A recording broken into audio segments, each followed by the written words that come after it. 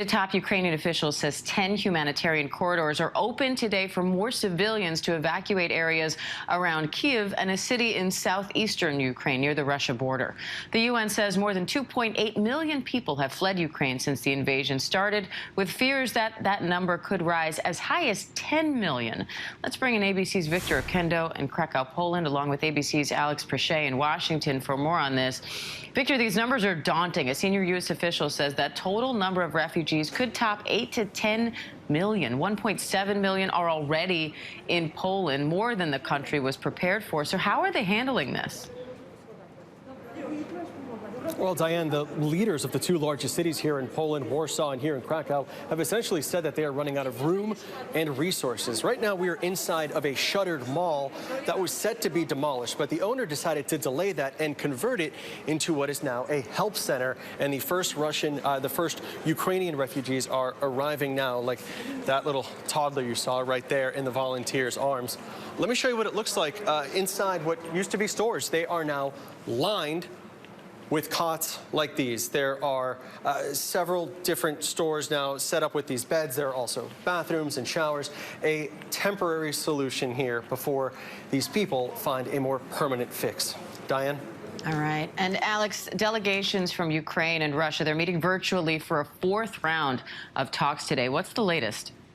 Well, Diane, we're hearing a sense of optimism from both sides. I actually had this photo tweeted out by Ukraine's chief negotiator as they're preparing to meet via video link. Russia saying that he believes there's been substantial progress made. And on the Ukrainian side, it says it looks like Russia is looking at the situation far more properly. If you remember correctly, early on, these demands from Russia, a lot of ultimatums, including asking Ukraine to guarantee that it would no longer seek to join NATO, as well as seek to change their constitution. But going forward, I think a key issue is going to be security guarantees, both for Russia and Ukraine, and then also looking at compensation for some of the destruction that Russia has waged on Ukraine during this war, an estimated $119 billion in damages to Ukrainian infrastructure here. And Victor, President Zelensky says that Russian forces have blocked the humanitarian corridor out of Mariupol again. What's the latest on these corridors and the ability of these civilians to escape?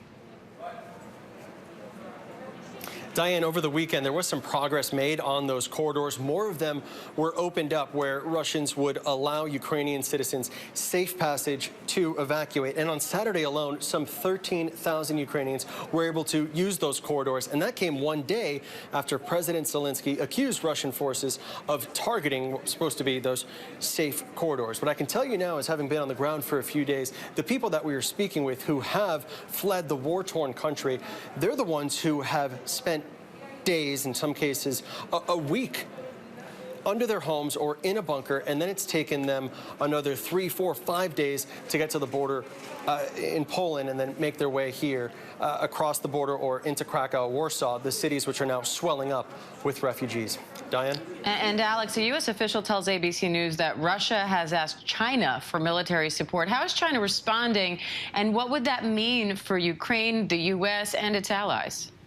Well, Diane, they're calling it fake news and saying, accusing Washington of spreading malicious falsehoods about China's role in this way. But yes, you're right. A U.S. official telling ABC News that that Russia has asked China for military support and other aid since it's invaded Ukraine.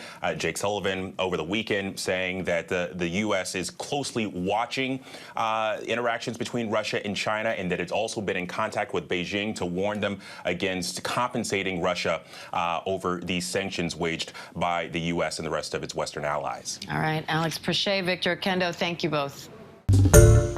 Hi, everyone. George Stephanopoulos here. Thanks for checking out the ABC News YouTube channel. If you'd like to get more videos, show highlights, and watch live event coverage, click on the right over here to subscribe to our channel. And don't forget to download the ABC News app for breaking news alerts. Thanks for watching.